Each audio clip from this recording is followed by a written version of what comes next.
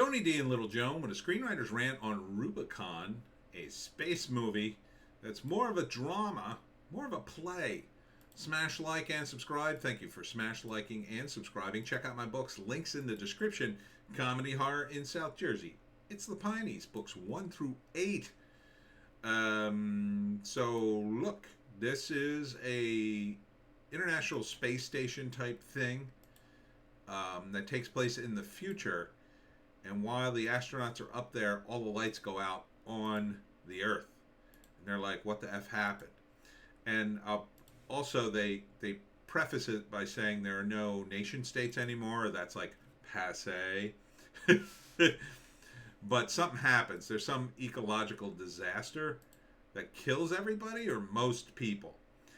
And so, for some reason, the space station is the key to saving everybody. These guys are alive and they're fine, but they find some survivors on the ground below who need this scientist algae in order to survive, and they want to go down there and save the people because that way we'll be able to save civilization.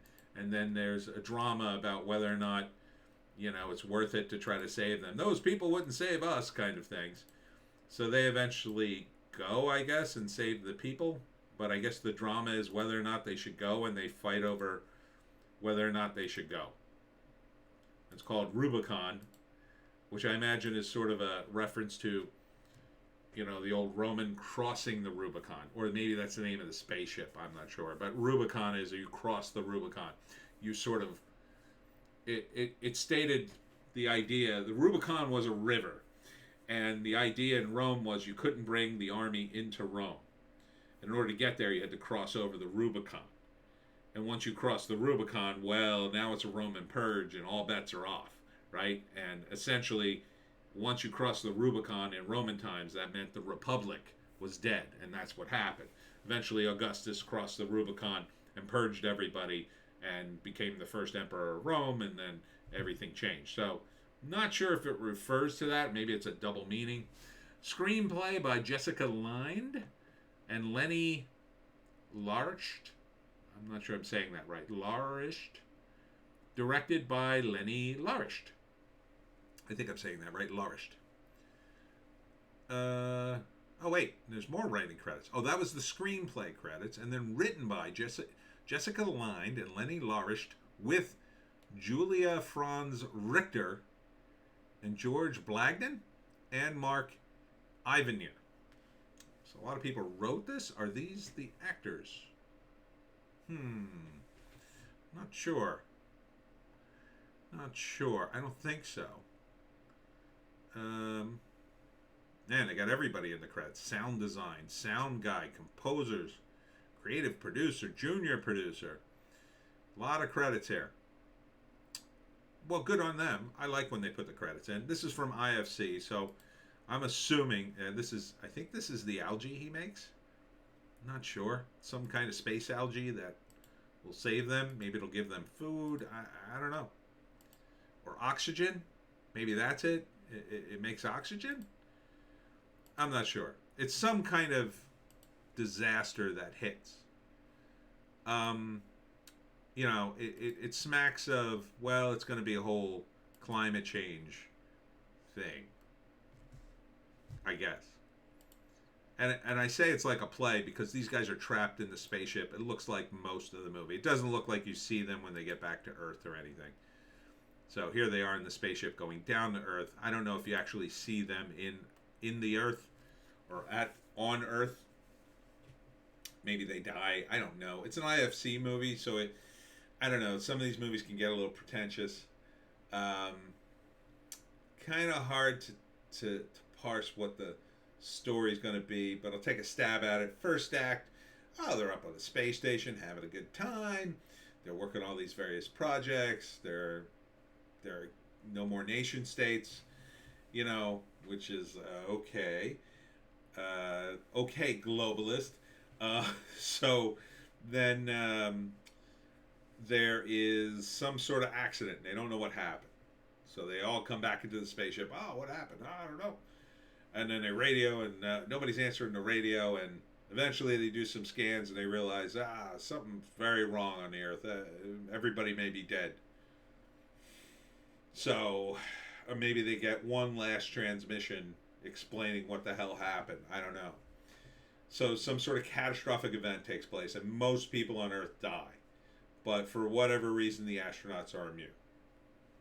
I'm not sure. I'm not sure what kind of catastrophic thing could happen.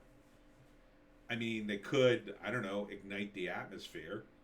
That's something that could happen, I suppose, if it was ignited hard enough, and it just burned away all the atmosphere and everybody suffocated. But I don't think it's like that.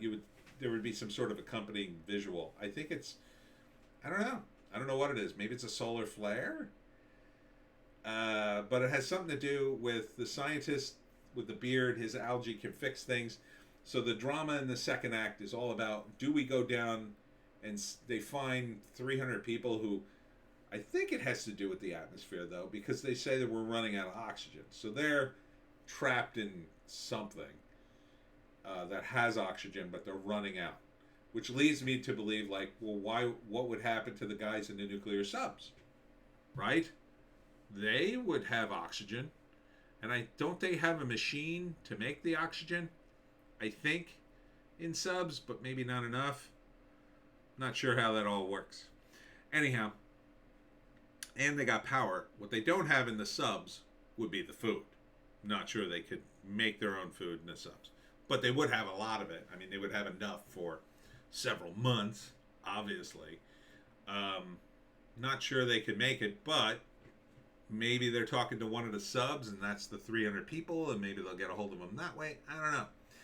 It's weird to parse, because if you think about it, like, if it's a disaster that everybody on the Earth suffocates, right? There's no oxygen. And then these people are in a building down below, or in a sub, let's say, and they have oxygen, but it'll be running out unless they do something like bring them this algae.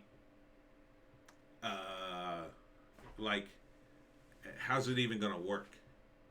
I don't understand how that. I don't understand the practical matters here. I guess what I'm saying. Now, do I need to? Kinda. I'm kind of like that with screenplays. So the third act is, I guess they go down there, and then, the climax of the movie is they eventually escape to go down there and save everybody. Do they see people getting saved? I don't think you do. I'm sensing that you may not get that payoff. But maybe, I don't know. Maybe they get a radio signal. Oh, we saved them. I mean, or they could all die, I guess. That would be kind of a bummer. Not sure what that would teach us. And I don't quite understand. See, I think it would be the opposite. If this really happened, I think the opposite would be true. I think it, like, okay, let's say you got 300 people in a sub and they're running out of oxygen. And they have this algae, but there's literally no chance they could get to the sub in time. I think they'd still go for it. Like, that to me would be the real drama. Like, they know there's no way this will work.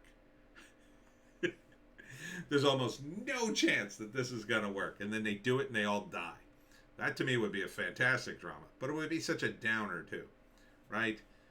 The way melodrama works is it usually goes to a positive ending. But maybe they would surprise us on the IFC. I don't know. I kind of doubt it. I think this is just an excuse to jam a bunch of climate change into a movie, but I don't know. Here's the drama. No, I say. My algae must stay on the spaceship because, I don't know, we have a dozen people here and we're all going to have orgies constantly to repopulate the human race. I mean, like, what are you going to do, dude? You might as well, take a shot at it if there's a chance. I don't know. I don't know about this drama. Rubicon, it's called. Would I watch it? I wouldn't go to the theaters for it. Like, if it was on the Sci-Fi Network and, it was a Sunday and I was, like, doing my taxes or something, yeah, maybe I'd put it on. And if I could get into it, I'd watch it to the end. If it was lame, I'd tune in and tune out, and I'd probably, I got burned by a movie like this. It was called Gravity with Sandra Bullock, which I hated. I absolutely hated. So, ideally I would want someone who saw the movie and get a review and get sort of a rundown of what the movie's really about and really if it's any good. I don't want it to be a preachy movie about climate change. Yeah, I could do without. But maybe there's something here. It's kind of hard to tell. But it's from IFC, so maybe it's different. It's called Rubicon. No idea when it comes out. Let's see, does it have a date? Rubicon has a nice logo.